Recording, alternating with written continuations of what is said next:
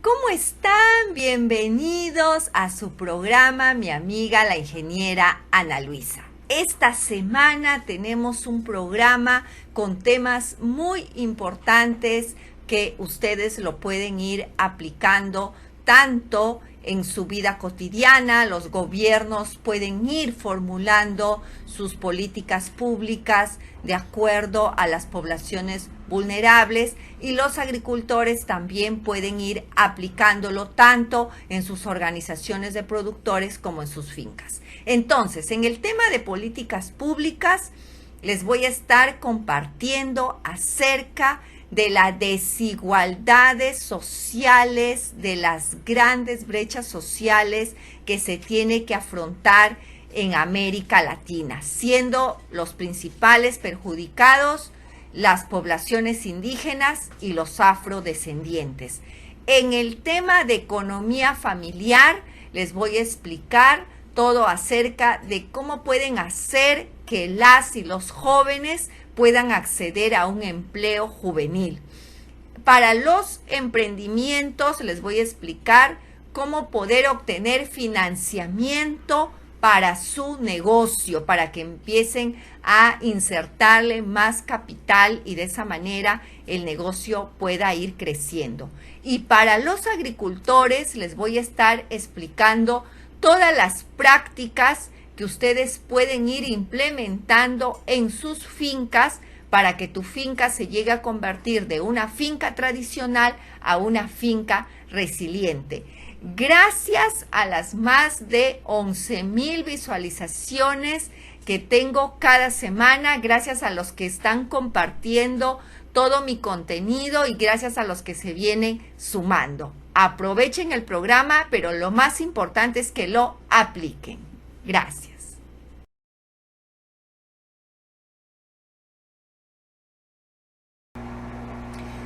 Como ustedes saben, yo siempre estoy muy preocupada por las poblaciones vulnerables. Entonces, el tema que voy a abordar está relacionado con las desigualdades sociales y económicas. La Agenda 2030 para el Desarrollo Sostenible menciona que existe un consenso sobre la necesidad de avanzar hacia sociedades más inclusivas, solidarias y cohesionadas. Y pone a las personas en el centro del trabajo, que es como todos debemos de pensar, sobre todo las instituciones públicas y privadas, de tal manera que se promueva un desarrollo sostenible y de tal manera de que nadie se quede atrás, sino de que todos estén inmersos, involucrados, para así poder alcanzar este sueño del desarrollo sostenible. CEPAL ha mencionado que las economías en Latinoamérica históricamente se han caracterizado por la presencia de una marcada heterogeneidad estructural. ¿Qué quiere decir eso? Que en América Latina se destaca por tener altos niveles de desigualdad social. Esto es un llamado a que los gobiernos, a que las instituciones públicas y privadas, cuando presentan sus proyectos y sus propuestas, deben de trabajar para recortar esta brecha de desigualdades sociales y económicas muy marcadas en América Latina. Estos patrones de desigualdad social en América Latina van más allá de los ingresos y del nivel socioeconómico, que ya lo existe, que está bien marcado. Pero también existen otras desigualdades que aparentemente no se ven, no se notan. ¿Como cuáles? Como las desigualdades de género, las desigualdades étnicas y raciales, las desigualdades relacionadas con el ciclo de vida. Quiere decir que existe desigualdades entre infantes, entre la juventud y la población adulta mayor. También existen marcadas desigualdades territoriales. Quiere decir de que hay a veces mayor acercamiento, mayor trabajo con las zonas urbanas que con las zonas rurales o con los suburbios en diferentes regiones de cada país. Entonces, de esta manera estamos viendo que la desigualdad social está presente en diversos ámbitos, pero principalmente en donde se puede percibir es en la educación, en la salud, en el trabajo, en la protección social, en el acceso a los bienes y servicios, en el acceso a la vivienda, en el acceso a los servicios básicos, en el acceso también a que las personas tengan una vida digna. Entonces, toda esta desigualdad que les estoy presentando es muy importante que los gobiernos lo tengan en cuenta en el momento de diseñar las políticas públicas. ¿Por qué? Porque a veces se centran simplemente en infraestructura física, pero no están pensando en las brechas sociales que son tan amplias como ya he enumerado.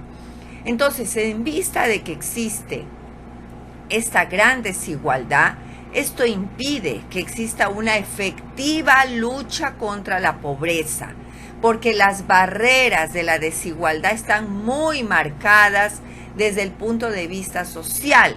Entonces, pero lamentablemente, esta barrera de desigualdad social se va transmitiendo de generación en generación. Quiere decir que muchas veces, si los padres, la madre ha vivido en pobreza, lamentablemente esta pobreza se va transmitiendo a sus hijos y a sus hijas.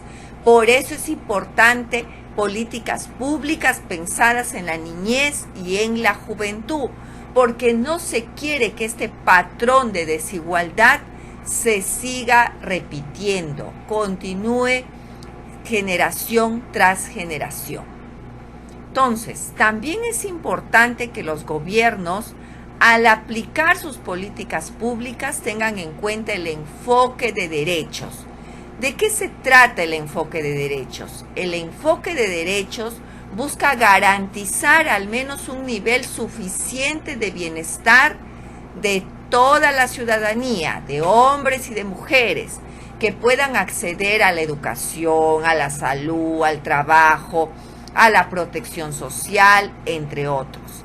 El enfoque de derechos permite identificar dónde la población es vulnerable en cuanto a sus derechos y que ha generado que existan grupos sociales excluidos, y de esa manera van a poder exigir a los funcionarios, a los que toman las decisiones, a pensar en políticas públicas que ayude a llegar a toda la población excluida, olvidada y vulnerable. Ahora, existen datos alarmantes sobre la desigualdad social. Lamentablemente existen dos grupos muy marcados en Latinoamérica que sufren esta desigualdad social, que son las personas afrodescendientes y las poblaciones indígenas. Son los dos grupos poblacionales en donde la desigualdad social es más arraigada. Entonces, pensando en ellos también, los gobiernos tienen que trabajar. La tasa de pobreza en la población indígena, por ejemplo, en Guatemala, México y Paraguay, llega a más del 50%. En Bolivia, en Brasil y en Perú llega a un 26% y en Bolivia a un 40%. Entonces se dan cuenta en la extrema pobreza, poblaciones olvidadas, excluidas, cómo se presentan los pueblos indígenas. Los pueblos indígenas, tanto como los afrodescendientes, son las personas peores pagadas, reciben los menores ingresos cuando quieren insertarse al mercado laboral, ¿no? Ahora, en América Latina, las personas también, como saben, vienen trabajando arduamente en niveles de informalidad. Entonces, en América Latina, más del 70% de la población trabaja de manera informal. Y esto está trayendo como consecuencia que las personas no tengan acceso a un servicio de seguridad social y por ende tampoco van a acceder a un servicio de jubilación durante su vejez. Entonces también es importante una política pública donde se promueva la formalidad, que los gobiernos lo hagan de una manera más fácil, que no presenten a sus instituciones tributarias como el monstruo, como el que lo dificulta los trámites, sino que son entidades amigables, amables, que promueven la formalidad. Porque cuando las personas son formales, van a poder acceder a servicios de seguridad social, como es de la salud, y van a poder acceder a los servicios de pensiones y jubilación para su vejez. También es importante tener en cuenta de las carencias que está viviendo las poblaciones vulnerables. Es una larga lista de todas las carencias que sufre la población vulnerable, la población afrodescendiente, las poblaciones indígenas, por esta gran brecha social. Primero, que no tienen un seguro de desempleo, no tienen acceso a ahorros monetarios, no tienen acceso a pensiones, a jubilaciones, no tienen un seguro de salud público. Cuando viene el momento de atenderse, no saben a dónde recurrir. Si bien es cierto, algunos países han establecido el seguro integral de salud, donde pueden recurrir a poder atenderse en cualquier hospital, pero sin embargo, en el momento de requerir los medicamentos, las personas no tienen los ingresos para poder solventar los gastos en su salud. También es lamentable mencionar que como las personas viven en pobreza, entonces tampoco no tienen la suficiente cantidad económica para poder fortalecer sus capacidades laborales. Entonces, cuando quieren insertarse al mercado, tampoco no cuentan con las capacidades que puedan ser productivos en un mercado laboral. Entonces, todas estas son las grandes brechas de desigualdad que los gobiernos y las instituciones privadas que vienen trabajando en favor de las poblaciones vulnerables deben de considerarlo. Las desigualdades territoriales son muy significativas. No es posible que las poblaciones que viven en zonas rurales o en zonas urbano-marginales no puedan tener acceso a los servicios básicos de electricidad, de agua, de saneamiento. Y además viven en casitas muy pequeñas, en viviendas muy pequeñas que están caracterizadas por el hacinamiento, que significa que varias personas viven dentro de un monoambiente. Entonces es muy importante de que las políticas públicas tienen que ser caracterizadas de acuerdo al territorio. Esto lo vengo repitiendo ya desde hace bastantes años, desde que he venido trabajando de cerca con los municipios y con los gobiernos. Por favor, se tienen que presentar políticas públicas de acuerdo al territorio. No pueden presentar políticas públicas uniformes, no, porque existen todas estas desigualdades sociales y territoriales y étnicas. Entonces las políticas, si yo voy a hacer una política en educación, tengo que pensar cuál va a ser la política de educación para la zona urbana, para la zona rural, para los afrodescendientes, para los indígenas, porque son características diferentes. Igual con las políticas de salud, igual con las políticas de vivienda, de acceso a los servicios. Entonces, por favor, tiene que pensar en eso los funcionarios públicos cuando están diseñando sus políticas públicas. Entonces, las desigualdades sociales en América Latina, según el Banco Mundial, se presentan de la siguiente forma. México es uno de los países más desiguales del mundo. El 10% más rico de los receptores de ingresos en México gana 30 veces más de lo que percibe el 50% que menos gana. Los mexicanos que nacen pobres en el norte del país Solo el 23% de los que nacieron pobres se quedan pobres. Sin embargo, en el sur, el 67% de ellos permanece pobre toda su vida. Colombia es el segundo país más desigual en América Latina. El 10% de la población más rica de Colombia recibe 11 veces más que el 10% más pobre del país.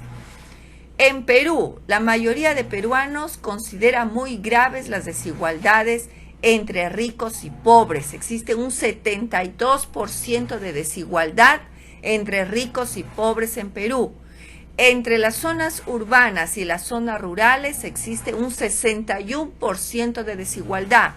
Y entre Lima, la capital, y el resto del país existe un 56% de desigualdad. En Ecuador, en el caso de los pueblos indígenas y afroecuatorianos, el empleo en el sector informal alcanza el 77%, mientras que las personas adultas mayores con empleo, el 78% en el sector informal de la economía está en condiciones precarias y de vulnerabilidad económica al no contar con mecanismos de protección social. Entonces se dan cuenta de estas cifras que son realmente alarmantes de la desigualdad social que se viene experimentando en América Latina. También es importante que los gobiernos empiecen a tomar algunas decisiones frente a esta desigualdad social. Entre las alternativas que ya les he venido mencionando, políticas públicas con enfoque territorial, con enfoque etario y con enfoque de género. Esto es muy importante. También es importante generar sistemas de tributación amigables, de tal manera que la población deje la informalidad y se pueda adherir a la formalidad. Generar también los servicios públicos básicos que sean accesibles en cada uno de los proyectos y también trabajar en reducir las brechas salariales que, como les he mencionado, son demasiado amplias en cada uno de todos los países de Latinoamérica.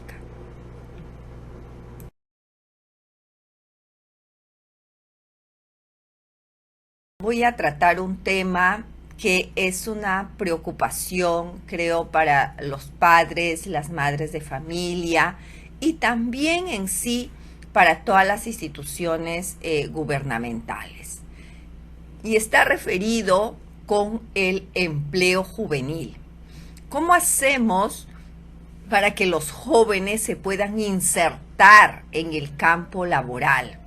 Las y los jóvenes en América Latina están enfrentando notorias dificultades para que puedan ingresar al mercado laboral. En el mundo existe 255 millones de jóvenes que no estudian ni trabajan y 64 millones de desempleados, según las cifras de la Organización Internacional del Trabajo.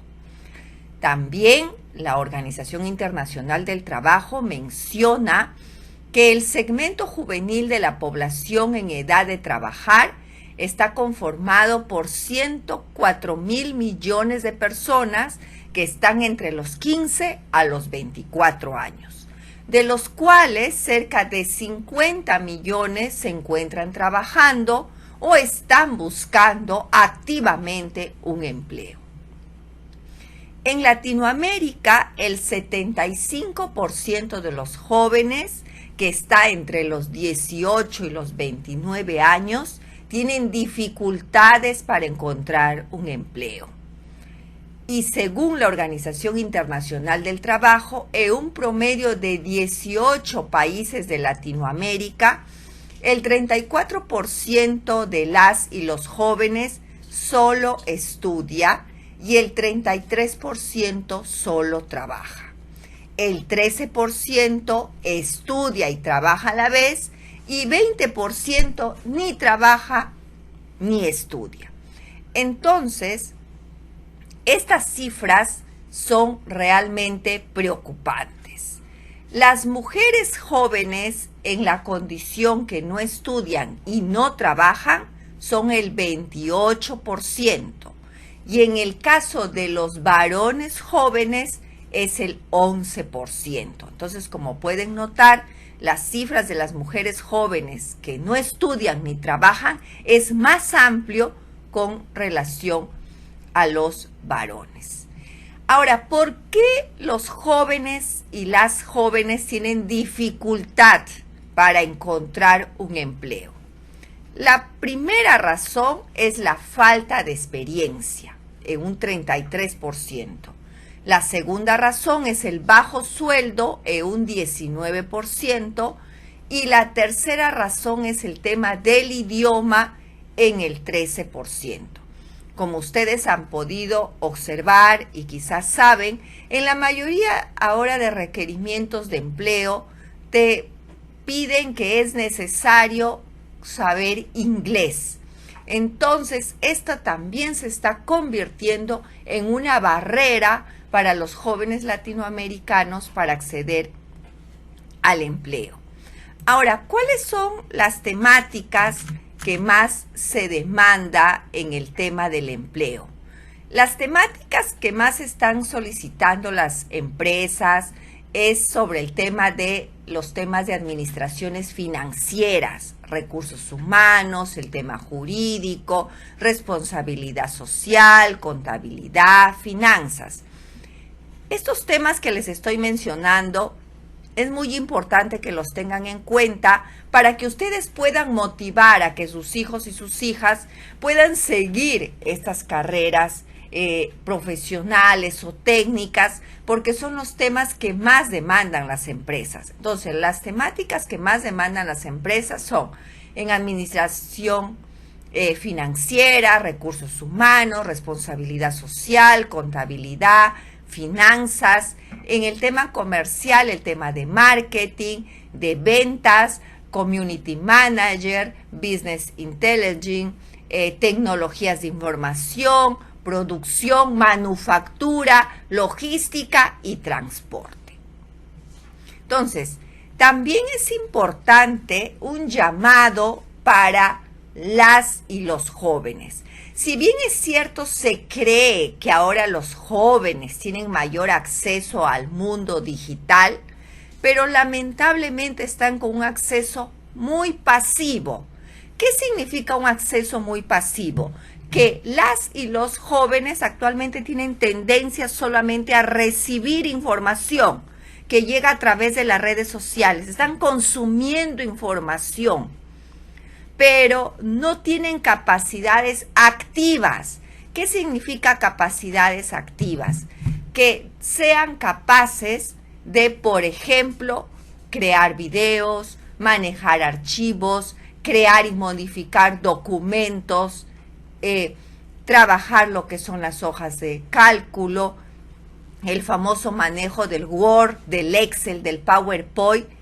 Los y las jóvenes no saben manejar en su mayoría estos programas básicos para poder desempeñarse. Entonces, cuando una joven o un joven va a un empleo, lo primero que va a necesitar es manejar estos 3 programas básicos que están referidos con los documentos, las hojas de cálculo y los diseños. Entonces, no, por ejemplo, en documentos no van a poder escribir una solicitud, una carta, un informe. En manejar hojas de cálculos no van a tener la capacidad de hacer un reporte, un cuadro, de cómo van a presentar una estadística o datos sencillos, por ejemplo, un reporte de ventas, ¿no? Supongamos que es un joven que se dedica a reportar sus ventas del día, entonces ni siquiera va a tener la capacidad de generar un cuadro Excel y tampoco va a después poder elaborar un PowerPoint en donde va a presentar sus diapositivas. Esto yo lo digo desde mi experiencia, porque los y las jóvenes que están estudiando en institutos o en universidades recurren a mi persona para ayudarles a hacer este tipo de documentos, este tipo de reportes o de presentaciones, porque no tienen idea de cómo lo van a hacer, de cómo lo van a trabajar. Llamado a los padres de familia, por favor, envíen a sus hijos o no envíen a ningún lugar, por favor, llamado a los padres de familia. Motiven a sus hijos y a sus hijas a que aprendan el Office básico, que es elaborar documentos, elaborar hojas de cálculo y presentaciones en diapositivas. Estos 3 temas tienen que saber los jóvenes y lo pueden aprender con tutoriales que están actualmente presentados en Internet. Entonces, es necesario también un llamado a los docentes de los colegios, a los docentes de los institutos, de las universidades, inculcarles a los jóvenes que es importante, que tienen que saber estas 3 cosas básicas, porque si no, ¿cómo van a ser capaces de desempeñarse en un empleo? Cuando tú llegas a un empleo, lo primero que hacen es entregarte tu computadora. Entonces tú ya tienes que saber los 3 programas básicos, porque los 3 programas básicos están amarrados, están conectados para que tú puedas hacer un buen desempeño.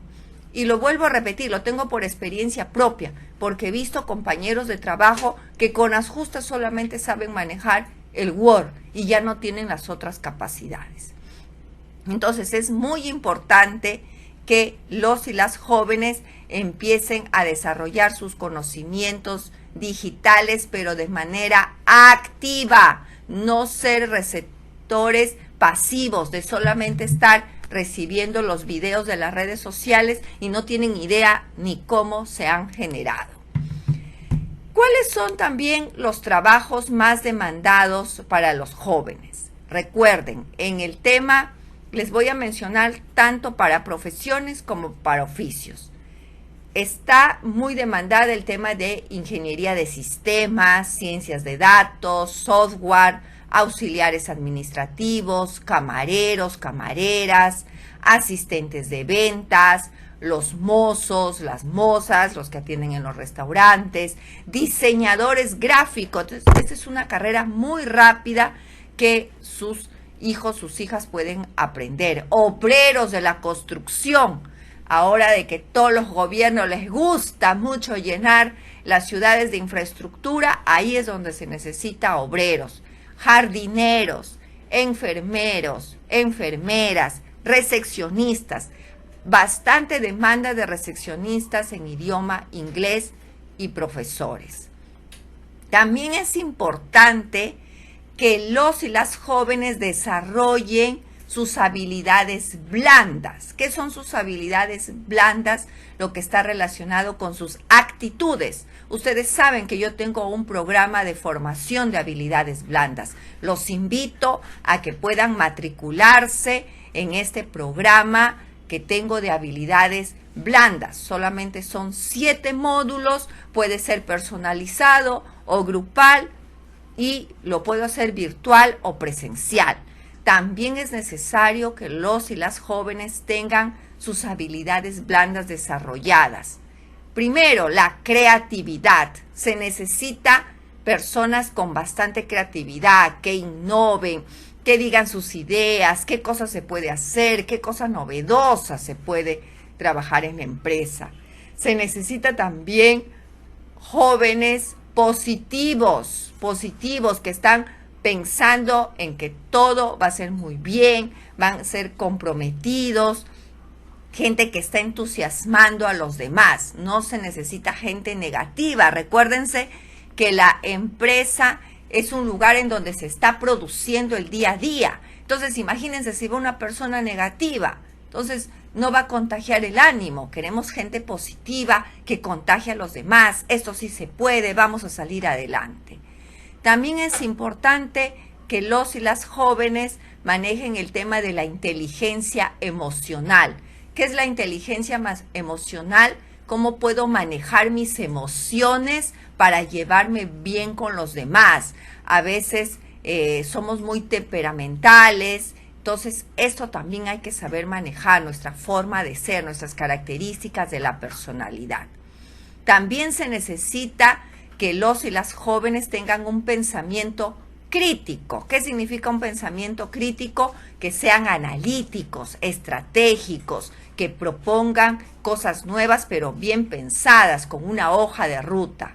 También se necesita que sean empáticos, que se lleven bien con los demás y que tengan habilidades comunicativas, que sepan desenvolverse, hablar, expresar sus ideas, tener un léxico variado, de tal manera que pueden expresar sus ideas. Entonces les vuelvo a repetir, las habilidades blandas más demandadas por las empresas, que las y los jóvenes deben inculcar y trabajar en cada uno de ellos y que pueden matricularse en mi programa para desarrollar estas habilidades son creatividad, positivismo, inteligencia emocional, tener un pensamiento crítico, empático, llevarme bien con todos y tener habilidades comunicacionales.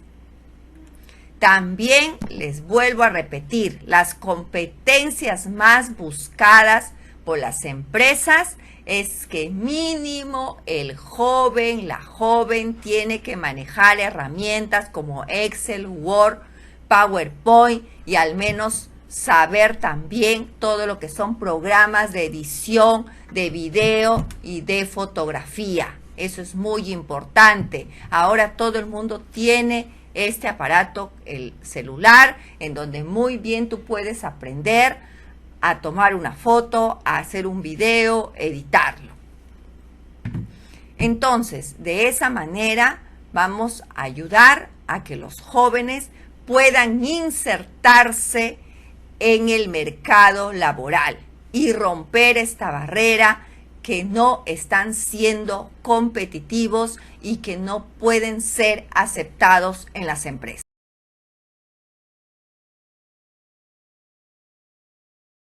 ¿Cómo están, querida gente emprendedora? Sé que le están dando duro con sus negocios para que salgan adelante y también puedan generar sus ingresos. Pero hay un tema de los cuales me han venido compartiendo a través de mis redes sociales y de mi WhatsApp 9696523378, en donde me vienen presentando la preocupación de que, si bien es cierto, se tienen las ideas para montar su negocio, su emprendimiento, pero a veces es necesario tener un capital semilla para poder impulsar este emprendimiento.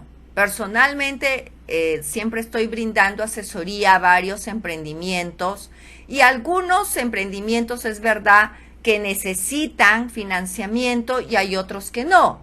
Yo tengo ahí un link en donde les explico todos los negocios en los que no se necesita financiamiento, igual se los voy a dejar aquí en este video, pero también existen negocios en los cuales sí se necesita tener una inversión. Entonces, los emprendedores no saben de dónde pueden conseguir este financiamiento. En Latinoamérica, más del 56% de las pymes vienen buscando este financiamiento para poder sacar adelante su emprendimiento, ¿no? Entonces, y también muchas veces no queremos de que el emprendimiento muera o se trunque. Entonces, una forma que podemos obtener el financiamiento es pedir el préstamo a un banco. Sin embargo, para que puedas realizar el préstamo al banco o a alguna financiera que está registrada en los sistemas bancarios de sus países, es necesario que tu emprendimiento ya esté registrado de una manera formal. Esto es muy importante, la formalidad, lo vengo repitiendo también hace muchos años. El tema de la formalidad es muy importante porque te va a permitir acceder a un financiamiento bancario o si no también a financiamientos de fondos concursables que lanzan los gobiernos. Entonces, cuando tú te presentas al banco, también es importante que tus transacciones bancarias, que tus transacciones de compra y venta de tus servicios o de tus productos sean transacciones bancarias. Esto es muy importante. Aunque sea $1, $2, trata de hacer que todo pase por una transacción. En el caso de Perú, existen unos aplicativos denominados Yape y Plin, que le permiten a los emprendedores realizar la transacción bancaria de la venta de su producto y su servicio desde un sol. Entonces, quizás también en los otros países también existen estos aplicativos que permiten hacer estas transacciones bancarias por la venta de tus productos o tus servicios a través de sistemas de aplicativos. ¿Por qué es necesario trabajar utilizando los aplicativos? Sobre todo si tengo un emprendimiento, una pyme o una MIPE. ¿Por qué? Porque el banco va a observar que tú tienes un flujo económico. Va a observar que tú estás vendiendo, que tú estás generando tus ingresos. Entonces, de esa manera vas a poder demostrar al banco que tiene movimiento tu empresa. Entonces, el mismo banco incluso va a recurrir a ti, invitarte a tomar un financiamiento. Lo digo por experiencia propia porque eso pasa con mi empresa. Yo tengo todo bancarizado, todas las transacciones financieras. A veces realizo asesorías desde $20, $10. Yo les digo a las personas, todo por favor lo depositan en la cuenta, o si no, pagar a través de los aplicativos. Entonces, de esa manera le demuestras al banco que tú tienes movimiento bancario. La otra forma de poder generar financiamiento para tu negocio, para tu emprendimiento, es el tema de los ahorros y de los ingresos que vienes generando con el negocio. Los ingresos que vienes generando con el negocio, al inicio, por favor, no te lo gastes, son del negocio. Entonces, colócalo en una cuenta reservada o en una alcancía, en algún lugar que este mismo dinero va a servir para que lo puedas reinvertir en el negocio. Lamentablemente que esto a veces hace que el crecimiento sea más lento del negocio, pero igual, con tus mismos ingresos, tú mismo vas generando un financiamiento pequeño que te ayuda a reinvertir. La otra forma también, como ya les he explicado en otro programa, es el negocio familiar. ¿Por qué es importante también en el tema del financiamiento el negocio familiar? Porque cada uno va a sumar con un granito de arena, cada uno va a dar un pequeño aporte y de esa manera se va a generar un gran capital semilla para poder emprender el negocio. Esta es la estrategia que siguen varias familias judías, ¿no? Ellos se caracterizan por ser muy emprendedores, tienen bastantes negocios de reconocimiento mundial y lo que hacen es juntarse, amigos o familia, se juntan 5 o 10, cada uno coloca su capital, pero para eso está basado en la confianza y en la fidelidad, que ninguno de ellos va a traicionar al grupo y al negocio. Coloca su aporte semilla y sacan adelante un negocio.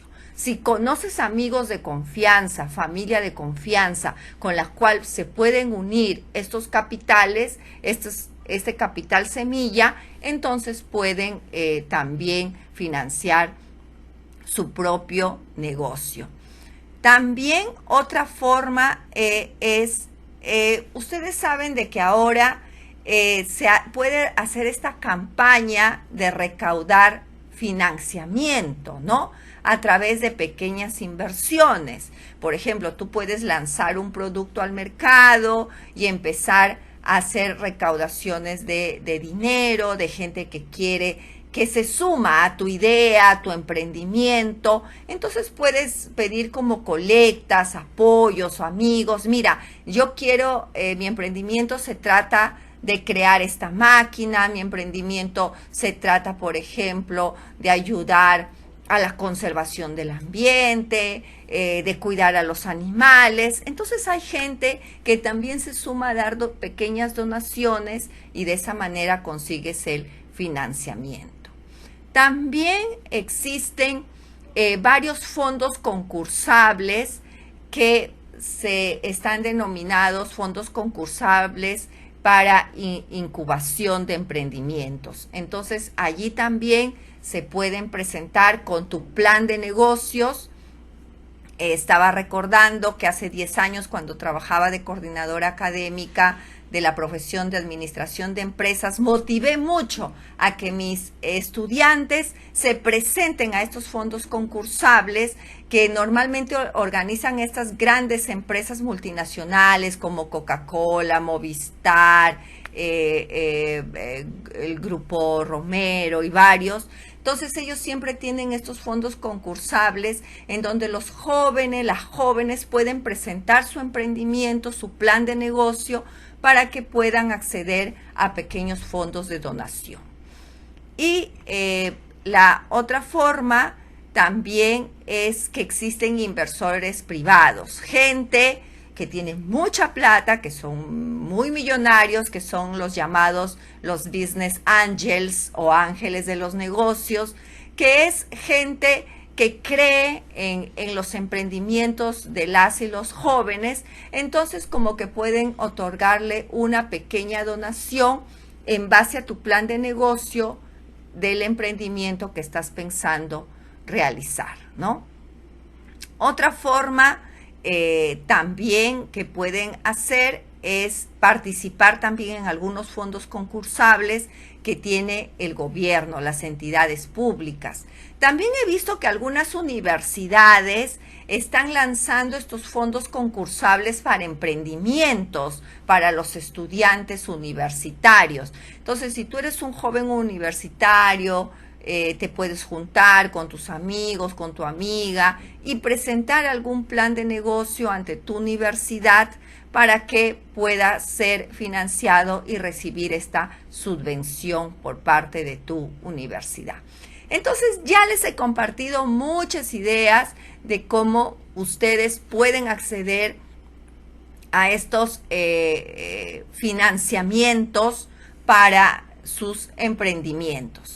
En el caso de Perú, les quiero comunicar a todas las pymes y MIPES que existe un programa Impulsa Mi Perú. Este es un programa que ha lanzado el gobierno peruano que está orientado para otorgar un financiamiento a las MIPES a bajos intereses y que se canaliza a través de las entidades financieras.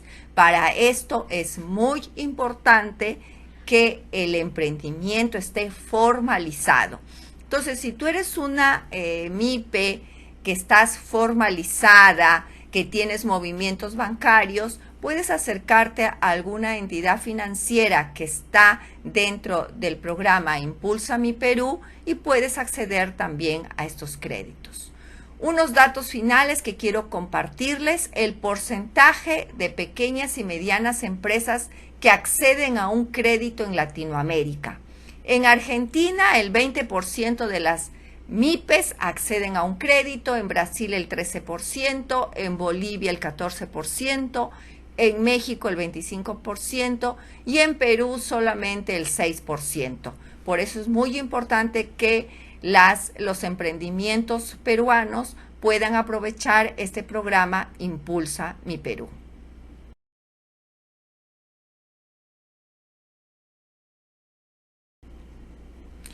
¿Cómo están, queridas familias agricultoras? Sé que están sufriendo, padeciendo sin saber cómo van a poder enfrentar las inclemencias del cambio climático que viene afectando todo lo que es el manejo de sus cultivos, que ha alterado todo el tema de la floración, que ha alterado el tema de las cosechas.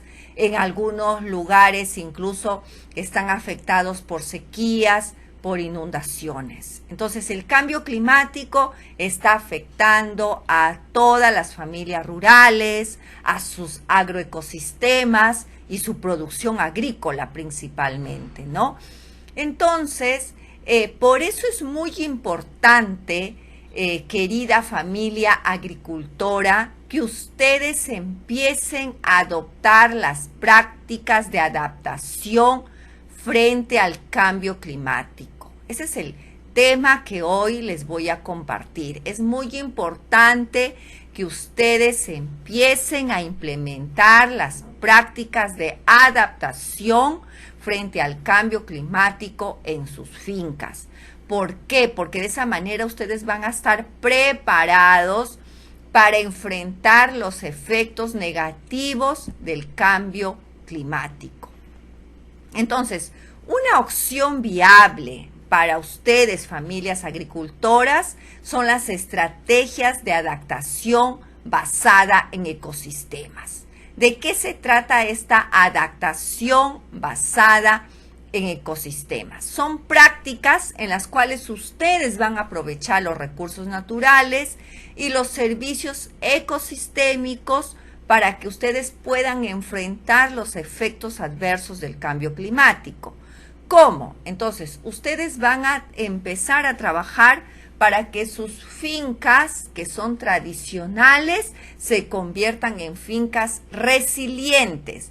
¿Qué son fincas resilientes? Que van a tener la capacidad de soportar cuando el cambio climático pueda incrementarse, Dios quiera que no, pero de alguna manera tienen que estar preparados. Entonces, por eso es muy importante para que ustedes sepan cómo, aplicando unas simples prácticas, que es verdad que se va a necesitar más dedicación por su parte, ustedes van a poder adaptarse frente al cambio climático. Entonces, entre las acciones que ustedes van a poder realizar son diversas. Pero primero es importante saber qué es la adaptación al cambio climático. ¿De qué se trata la adaptación al cambio climático? ¿Qué significa adaptarse? Cuando ustedes se cambian de ciudad, por ejemplo, de una zona calurosa a una zona fría, dice, ya me estoy adaptando al clima. ¿Qué significa? Que mi cuerpo ya se empieza a preparar, ya empieza a soportar un poco más el frío, ¿no? Entonces eso es me adapto. Entonces, de esa misma manera, nuestros sistemas agrícolas, sus plantaciones, van a tener que adaptarse a esta nueva variabilidad climática que se viene experimentando. Sin embargo, para que esta adaptabilidad al cambio climático funcione, no solamente hay que trabajar la parte técnica, sino también la parte social, porque ustedes, familias agricultoras, son las que manejan sus plantaciones. Entonces, una parte es que se tiene que trabajar las medidas de adaptación social. ¿Qué significa? Llamado a las instituciones públicas y privadas que se dedican a brindar asistencia técnica, capacitación y extensión rural y agraria a las familias. Es importante que dentro de los paquetes del manejo productivo del cultivo se incorpore las medidas de adaptación social. ¿Qué significa? Significa trabajar con cada una de las familias agricultoras, educación ambiental, sensibilización frente al cambio climático, cómo implementar los planes de manejo productivo, pero de acuerdo al cambio climático. También se tiene que trabajar desde los gobiernos, empezar a trabajar el seguro frente al cambio climático por si puedan perder todas sus plantaciones. Entonces, de esa manera se va a ayudar a que tanto desde el punto de vista económico, social y productivo se vaya preparando al ecosistema para enfrentar el cambio climático. Un llamado también a las instituciones dedicadas a la investigación, por ejemplo, como los Institutos Nacionales de Investigación Agraria. Es importante que investiguen cuáles son esas variedades resistentes y tolerantes a los cambios climáticos que estamos experimentando. ¿Cuáles son esas variedades que son resistentes a la aparición de nuevas plagas, de nuevas enfermedades? ¿Cuáles son esas variedades de las plantaciones que pueden soportar los eventos extremos o los cambios bruscos de temperatura que últimamente vienen presentándose de manera más frecuente? También es importante que se diseñen proyectos de inversión pública que están relacionados con la infraestructura que pueda asegurar el servicio hídrico para las plantaciones, como por ejemplo los canales de riego, los reservorios, cosechas de agua en la parte alta, la utilización de sistemas de riego tecnificado, presurizado. Entonces, todas estas acciones que les estoy mencionando está referido a cómo vamos trabajando la adaptación basada en ecosistemas. También es importante analizar toda la parte costo económico, cuánto cuesta realizar estas inversiones de convertir la finca tradicional en una finca resiliente. A los formuladores de proyectos, tantos públicos y privados, por favor, ya no estamos trabajando con fincas tradicionales, ya no estamos trabajando con manejo del cultivo de la forma tradicional como se hacía hace 10, 20 años. Ya no. El cambio climático nos ha alterado todo. Entonces, cuando realicen sus costos de inversión, es importante que tengan en cuenta cómo se va a realizar esta transformación de la finca tradicional a la finca resiliente.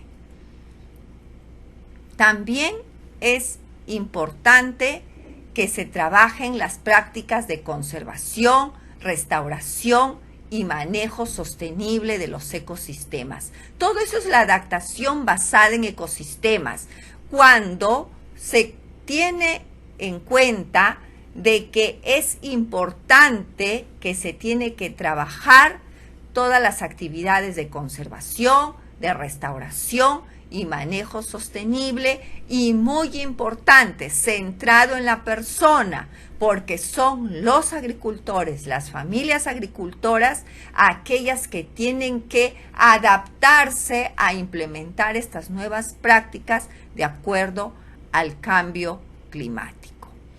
Entre las prácticas que pueden fomentar las familias agricultoras, las prácticas de la adaptación basada en ecosistemas, tenemos, por ejemplo, en una finca individual, trabajar el manejo de las sombras.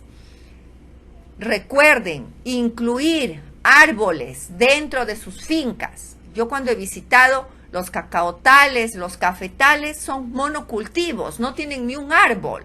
Entonces, por favor, este es un llamado. Empiecen a colocar árboles en los linderos, por ejemplo. Pueden empezar así, ¿no? A sembrar sus pequeños árboles en los linderos y también en algunas calles de sus cultivos. Igual también los que tienen los aguacates. Igual también los que tienen arroz. No solamente dedíquense en el arroz o en el maíz. Utilicen los linderos de las fincas para que empiecen a sembrar sus árboles dispersos. También es importante trabajar lo que son las cortinas rompevientos. Eso también lo pueden ir implementando, apoyándose con otros cultivos. También es importante seguir cultivando árboles en las partes altas de las cuencas, porque eso va a ayudar a la cosecha de agua. Entre otras prácticas que también pueden ir trabajando que es necesario es la no tala y no quema de los bosques, por favor. O cuando van a volver a cultivar otro cultivo, van a cambiar la campaña, evitar la tala y la quema de los residuos de la cosecha. No hagan eso porque cuando realizan esta práctica lo que hacen es empobrecer el suelo. Entonces la idea es más bien incorporar esto dentro del suelo de tal manera que se descomponga junto con el suelo y se va generando nueva materia orgánica. También aquellos agricultores que usan mucho la motoguadaña o la chaleadora o herbicidas para limpiar el terreno de la mala hierba. No, ahí la solución es que ustedes empiecen a implementar coberturas del suelo naturales, el llamado mulch, ¿no? Que proviene de la biomasa de los árboles, de los arbustos, de las malezas o residuos de cultivos. Pueden trabajar el mulch, que son de las hojas que caen de los árboles, pero también coberturas vivas, naturales. Entonces, de tal manera que mantenemos al suelo vivo. También es importante el manejo y el uso eficiente de los fertilizantes. Es muy importante que le pidan a su técnico que les enseñe a elaborar sus fertilizantes, sus compost, con todos los residuos que queda de su finca, de tal manera que también se aplique economía circular. Todos los residuos de la finca ingresan a la compostera, se transforma y se va a generar un nuevo abono orgánico que nuevamente ingresa a la finca. Entonces, de esta manera, cuando ustedes empiecen a hacer estas pequeñas prácticas que les he mencionado, aunque si bien es cierto son laboriosas, ustedes van a ir trabajando este cambio de su finca tradicional a una finca resiliente, ¿no? Entonces, esto es muy importante, por favor, queridas familias agricultoras, de que ustedes se preparen para enfrentar el cambio climático. Recuerden también instalar sus barreras vivas, sus barreras muertas, sobre todo aquellos que están en zonas andinas, ¿no? En donde la pendiente es muy elevada. Entonces, de esa manera vamos a evitar la erosión de los suelos. Porque imagínense, si no se coloca dentro de las fincas lo que son las barreras vivas y las barreras muertas, cuando llueve el suelo va a ser lavado, va a ser erosionado, entonces va a ser perjudicado. Lo que queremos es tener un suelo vivo, un suelo bien nutrido, porque recuerden que a través del suelo sus plantaciones se alimentan. También es importante tener presente, entonces, cada momento estas prácticas de adaptación basada en ecosistemas que nos van a ayudar a recuperar la biodiversidad, les van a ayudar a ustedes a convertir sus fincas tradicionales en fincas resilientes y de esa manera las plantaciones junto con ustedes, familias agricultoras, van a estar adaptándose al cambio climático. Recuerden, es importante aplicar las prácticas de conservación, de restauración y manejo sostenible.